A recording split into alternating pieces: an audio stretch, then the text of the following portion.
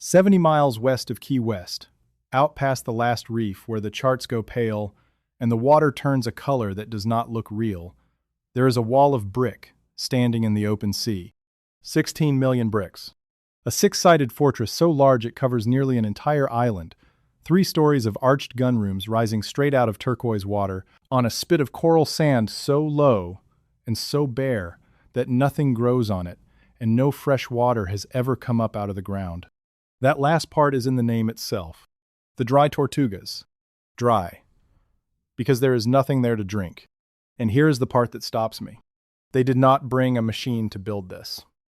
There was no crane on that island, no truck, no concrete plant, no pipeline, no dredge worth the word. They built the largest brick structure in all of the Americas on a sandbar in the middle of the Gulf of Mexico. And every single thing it was made of, every brick, every timber, every barrel of food, every drop of drinking water had to be carried there across the open ocean by sailing ship. For 30 years they carried it. And when you stand inside it now and look up at those endless brick arches, the first honest thought is that this should not have been possible. Not by hand. Not out there. This is the story of Fort Jefferson. Of the engineers who drew it, the soldiers who held it, the doctor who was sent there in chains and became its only hope, and the thousands of working men, many of them enslaved, whose names the record simply did not keep. Let me tell you how they did it. Start with the problem. Because the problem is almost comic in its size. The Dry Tortugas are a cluster of 7 tiny low islands, sand and broken coral, the very last scraps of land at the western tip of the Florida Reef. The man who named them was Ponce de Leon, more than 300 years before any of this began, and he called them the Tortugas for the sea turtles his crews hauled out of the water there. Sailors added the word dry as a warning to one another. Do not stop here looking for water. There is none. But geography does not care about comfort. It cares about position. And the position of these little islands was everything. Whoever held the Dry Tortugas held a watchtower over the shipping lanes between the Gulf of Mexico and the Atlantic. Every ship carrying cotton, sugar, gold, and grain out of New Orleans and Mobile had to thread past this point. An enemy fleet anchored here could choke the whole western coast of the young United States. So the Army looked at this empty, waterless, almost invisible reef and made a decision that sounds insane until you understand the map. They would put a fortress on it, the strongest fortress in the country. And they would put it there precisely because the place itself offered nothing, which meant they would have to bring everything. In November of 1846, the plans were approved. They had been drawn up by a young lieutenant of engineers named Montgomery Meigs, working from a design developed under Joseph Totten, the chief engineer of the Army and the man whose name is on the very gun shutters the fort would later use. The officer who arrived to break ground in December of that same year was another young lieutenant, Horatio Wright. Remember those 2 names, Meigs and Wright, because they are the careful, exact, almost obsessive minds behind this thing, and both of them would go on to become generals in the war that was still 15 years away. Meigs in particular is one of those figures who keeps appearing whenever Americans tried to build something enormous in that century. He would later run the supply of the entire Union Army and lay out Arlington. But first he stood on a bare island in the Gulf and tried to figure out how you anchor a mountain of brick to a pile of sand. If you care about the men who built this country with their hands, the workers nobody ever wrote a book about, please subscribe to Global Old History right now. Hit the button. Come back. Because the men who actually laid these 16 million bricks are exactly the kind of people history forgets, and I want to make sure they are not forgotten here. Now think about the tools they actually had. This is 1846. The machine that would build this fort today, the heavy crane, the diesel barge, the cement mixer, the pile driver, none of it existed in any form they could use out there. What they had was wood, rope, iron, animal muscle, human muscle, the wind in a sail, and the slow, patient leverage of the block and tackle. They had wheelbarrows and hand carts and wooden ramps. They had lime and sand for mortar, mixed by hand in great wooden troughs. They had the tide and the weather was usually against them. Everything else, every brick especially, was made somewhere else and carried to them. So where do you get 16 million bricks in the middle of the 1850s? And how do you move them to a reef 70 miles past the end of the road? The answer, at first, was Pensacola. The early bricks came from a Florida firm, Rayford and Abercrombie, who fired them in yards up the Gulf Coast. From there, they were loaded by hand into the holds of sailing schooners, a 4-day voyage with good wind, and sailed down to the Tortugas, where they were unloaded by hand again, brick by brick, onto the bare quay. Picture that. Not a forklift. Not a conveyor. Men in the holds passing bricks up in lines, men on the deck stacking them, men on small boats ferrying them to a beach with no dock, men ashore wheeling them across the sand. Multiply that by 16 million and you begin to feel the weight of it in your own arms. And the bricks were only part of the cargo. The mortar that held them needed lime and sand, and that came by ship too. The masons needed timber for scaffolding and for the wooden centering that held each brick arch up while the mortar set, and there is no timber on a coral quay, so the wood came by ship. The cannon, when they finally arrived, were the heaviest single objects ever landed there. Columbiads and Rodman guns weighing many tons apiece, and each one had to be lowered from a heaving deck, ferried ashore, and dragged up onto the tiers with block and tackle and the backs of men and animals. Even the food the workers ate, the salt pork and the hardtack and the dried beans, came across the same 4 days of open water. A single bad storm, a single ship, lost in the Florida Straits, and the whole island went hungry. The fort was not just hard to build, it was hard to feed, hard to supply, and hard to simply keep alive, every day, for 30 years. Then the country tore itself in half, and the supply line tore with it. When Florida left the Union in 1861, the Pensacola brickyards were suddenly enemy ground. The fort sat in Union hands, a federal island deep in Confederate water, but it could no longer buy a single brick from the state it stood in. So the Army did the only thing it could. It reached north. The later bricks came all the way from Maine, dark red northern brick, shipped down the entire eastern seaboard and around the tip of Florida to the Gulf. And here is a detail I love, because it is the kind of thing the structure itself remembers. The northern bricks were a different color from the southern ones. You can still see the line today, a band of darker brick along the upper walls, a tide mark left by the Civil War, written into the fort in the very material it is made of. The war did not have to fire a shot at this place to leave its scar. It left it in the masonry. Now to the method, because this is the heart of it, and it is more clever and more stubborn than you would guess. The plan was a 6-sided fort, a great hexagon of brick hugging the shape of Garden Key. 2 of its walls run about 325 feet. The other 4 run about 477 feet each. The walls rise roughly 50 feet out of the water and are 8 feet thick of solid brick. Inside those walls, they did not pour a solid mass. They built tier upon tier of casemates, the arched brick gun rooms, hundreds of them, each one a vaulted chamber with an opening for a cannon to fire through. Arch after arch after arch, 3 levels high, so that from inside the parade ground, the fort looks like an endless brick cathedral that someone bent into a ring. The design called for the fort to hold around 240 heavy guns across its tiers and its rooftop, enough to throw iron at anything that dared come within range of the channel. To get a feel for the size, walk it in your mind. The outer wall of the hexagon runs more than half a mile around. The parade ground it encloses is large enough to hold a small village, and in fact, for a time it did, with barracks and officers' quarters and workshops and a brick lighthouse standing inside the ring. The bricks alone, if you could lift them all out and lay them flat, would cover acres. There was nothing else like it being built in the country. Most American forts of the era were modest stone or earthwork affairs that a few dozen men could hold. This was a self-contained brick island fortress meant to mount more guns than some entire navies carried, set down in a place with no road to it and no town near it, and no reason for it to exist except the cold logic of the shipping lanes. The ambition of it is hard to overstate. They were not building a fort. They were building the largest thing made of brick in the whole hemisphere, and they were doing it on sand. But before any of that could stand, they had to solve the impossible part, the foundation. You cannot just stack 50 feet of brick on loose coral sand. The whole thing would sink and split.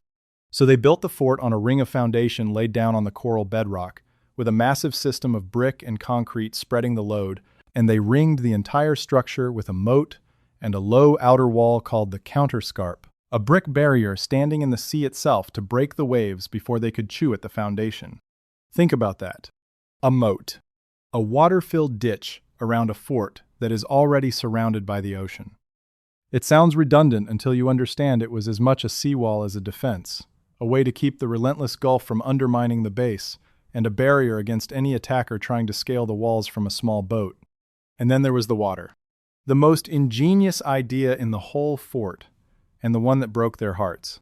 On an island with no fresh water, a garrison of hundreds of men and their cannon would die of thirst long before any enemy arrived. So the engineers built the fort to drink the rain. Hollow columns were set into the structure, packed with sand so they worked as filters. Rain falling on the great brick battlements would run down off the roof, pass through the sand-filled columns where the sand strained it clean, and collect in huge cisterns built right into the base of the walls. A fortress designed to catch the sky and store it. On paper, it was beautiful. Enough rainwater captured and filtered and held to keep the garrison alive indefinitely. It did not work. And the reason it did not work is the same reason the whole place is so astonishing. The fort was simply too heavy for the ground it stood on. As the millions of bricks went up, the enormous weight pressed down on that coral foundation, and the structure began, ever so slowly, to settle. Not enough to topple it, just enough to crack. And the cracks ran straight through the cistern walls. Seawater seeped in. The fresh rainwater they had so cleverly caught was fouled with salt, again and again, until the system they had built the whole fort around could not be trusted. The Skywater dream failed not because the idea was wrong, but because the place itself would not hold still under the load. Quick pause. If these stories matter to you, join the Boss tier for $4.99 a month. Loyalty badge, custom emoji, early access 24 hours before public, and members-only polls. Link in the description. Now back to it.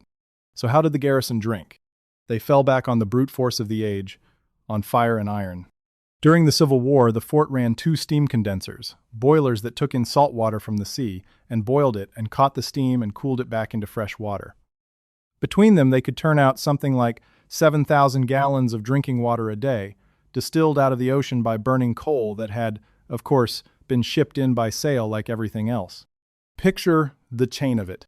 Sailing ships carrying coal across the Gulf, so that boilers can burn the coal to boil the sea to make the water, to keep alive the men who are laying the bricks that were carried by other ships.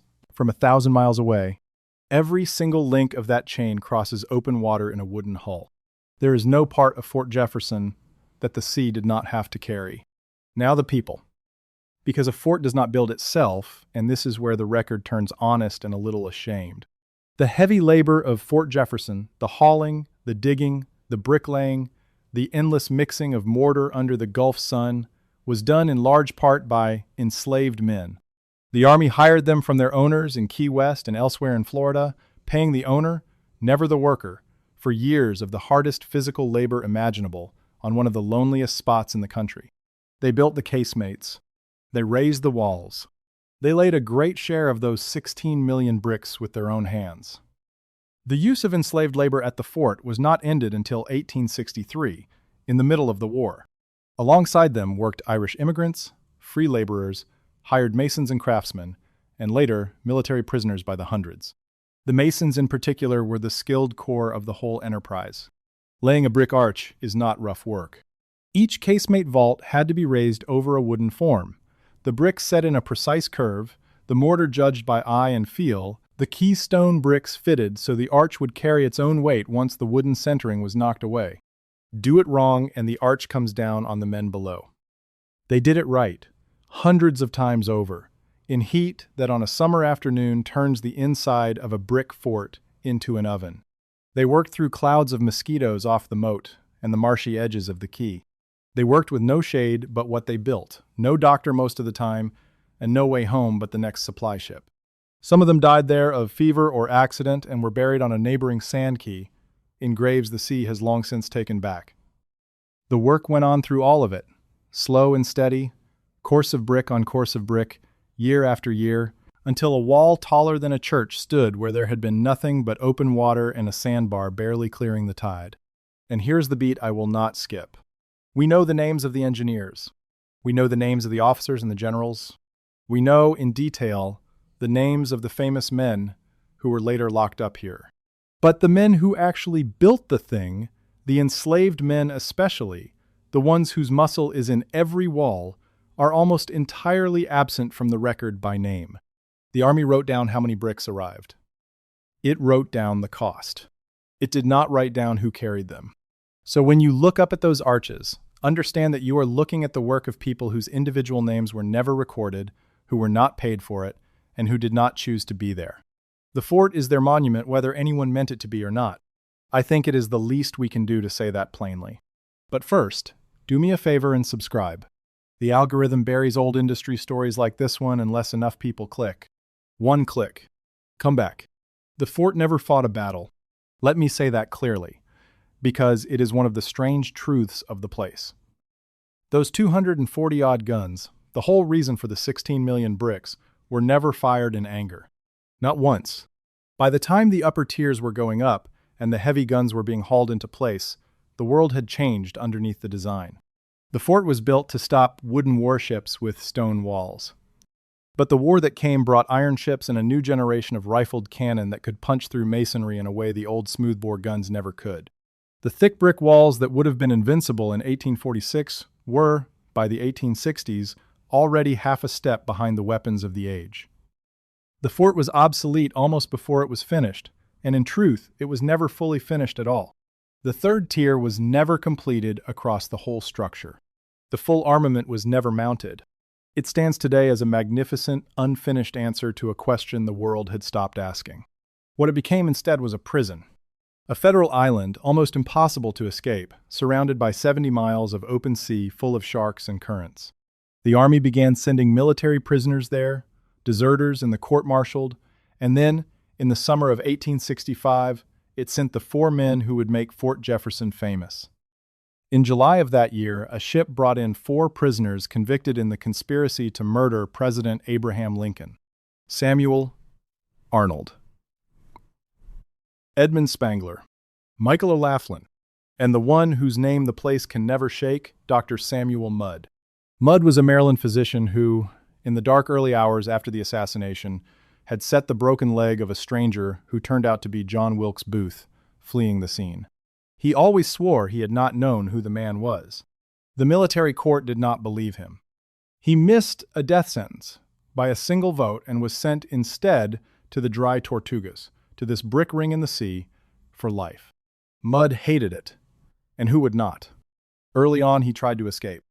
He hid himself aboard a supply ship that was leaving the island, was discovered, and was hauled back and thrown into the dungeon, a dark lower casemate for his trouble. By every account, he was a sullen, bitter, difficult prisoner in those first years, a man who felt the universe had made a terrible mistake with his life. And then the fort, in its quiet, murderous way, gave him a chance to become something else. In the late summer of 1867, yellow fever came to the island. It came the way it always came in those years, silent and misunderstood. Nobody yet knew the disease was carried by mosquitoes, and on a low, wet island ringed by a moat, there were mosquitoes beyond counting. The first case appeared in the middle of August. Within days, more men fell, and then more, the fever burning through the close quarters of the fort like fire through dry grass. The garrison had a post surgeon, Dr. Joseph Sims Smith, and he did everything a doctor of that era knew how to do, which was not much against yellow fever. In early September, the surgeon caught it himself. 3 days later, he was dead. And now the fort was full of dying men and had no doctor at all. There was, of course, one other physician on the island. A prisoner, a man convicted of helping to kill the president. They went and got the doctor from his cell. Samuel Mudd volunteered to take over the hospital. Whatever he had been in those bitter early years, this was the moment he chose to be something better. He worked day and night through the worst of it. He broke up the old quarantine, brought the scattered sick into the main hospital where he could tend them together, demanded clean bedding and clean clothing for men who had been left to rot in filth, and imposed what order and care a single overworked doctor could impose on a catastrophe. He could not stop the disease. No one could, in 1867. But he stood in front of it, in a place he had every reason to hate, and he fought it for the men who were his jailers. The fever ran until November. By the end, there had been some 270 cases at the fort, and 38 of those men died. One of the dead was his own fellow conspirator and cellmate, Michael O'Laughlin, who did not survive the epidemic. 14 of every 100 who caught it died, and on an island that small, with that few people, every death was a face the others knew. One quick note. I turned the full story of Fort Jefferson and the men who built and suffered on it into a book. Everything the records gave me, all the names and all the numbers. If you want it, the link is in the description. When it was over, something had shifted. The soldiers who had watched a convicted conspirator save their lives, or try to, did not forget it. Nearly 300 officers and enlisted men of the garrison signed a petition to the president asking that Dr. Mudd be pardoned for what he had done during the epidemic. It is a remarkable document. 299 men putting their names to mercy for a man the country had condemned. The petition made its way north. And in February of 1869, President Andrew Johnson signed the pardon. Mudd left the island a few weeks later and went home to Maryland. His name forever tangled in two very different stories: the murder of a president and the saving of a fever-stricken garrison. The fort had taken the bitter, broken man it received and sent back someone the record could at least argue about. The seawall, the great outer ring meant to hold the ocean back from the foundation, was finally completed around 1872, decades after the first brick was laid. A handful of enormous Rodman guns were eventually mounted on the top-tier, 15-inch monsters that could throw a shell miles out to sea. They were never needed. By then, the Army was already losing interest. The fort was obsolete, the cisterns were ruined, hurricanes battered the place again and again, and the fever came back. In 1874, after another round of storms and another outbreak of yellow fever, the Army gave up on holding Fort Jefferson and pulled the garrison out. It had been under construction or occupation for almost 30 years, and it had never fired a gun at an enemy, and now it was simply left. For decades it sat empty, a giant brick ring slowly being reclaimed by salt and sun and weather, used now and then as a quarantine station, a coaling stop, a Navy waypoint, but mostly just standing there in the heat with the turtles and the birds. The sea kept working at the counterscarp. Hurricanes peeled at the upper walls. The settling that had cracked the cisterns went on, slow and patient, the whole enormous structure still trying to find its rest on a foundation of coral that was never meant to carry it. What remains today is, I think, one of the most astonishing sights in the country, precisely because almost nobody can get to it. There is no bridge. There is no road. You reach Fort Jefferson the same way they reached it in 1846, by crossing 70 miles of open water, by boat or by seaplane, until the wall rises out of the sea exactly the way the first builders must have first imagined it, a six-sided mountain of red and dark brick standing alone on a sandbar, ringed by its moat, lapped by water so clear you can count the fish along the counterscarp. In 1935, it was made a national monument. In 1992, the whole cluster of islands and the reefs around them became Dry Tortugas National Park, one of the least visited parks in the system because it is simply so far out there. Walk inside now, and the scale lands on you all at once. Tier above tier of brick arches, hundreds of them, marching away around the ring until they curve out of sight. The empty gun rooms, where cannon that never fired once looked out at an enemy that never came. The dark lower casemate they still point to as Dr. Mudd's cell.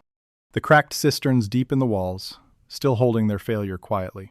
The color line in the upper brick where the southern clay gives way to the dark red of Maine, the Civil War written in masonry. And under all of it, in every single one of those 16 million bricks, the labor of men who crossed an ocean to lay them and were, most of them, never named. I keep coming back to that. We can name the engineer who drew it, Meigs, and the lieutenant who broke the ground, Wright, and the doctor who was dragged here in chains and ended up its only physician. We have their faces and their letters. But the people who built the largest brick structure in the Americas, brick, by hand, on a waterless reef in the open Gulf, are mostly a silence in the record. The Army counted the bricks. It did not count the men. And so the fort stands as a kind of accidental monument to exactly the people it forgot. Ordinary working men, many of them enslaved, who did something with rope and muscle and patience and the wind in a sail that we would not attempt today without a fleet of machines. 16 million bricks, 70 miles out to sea, by hand. It still does not look possible. And it is still standing. One more thing. If you want to be part of the inner circle on this channel, join Final Boss for $9.99 a month. Public shout-out in upcoming videos, members-only investigations, plus everything from boss tier. Link in description. See you in the next one.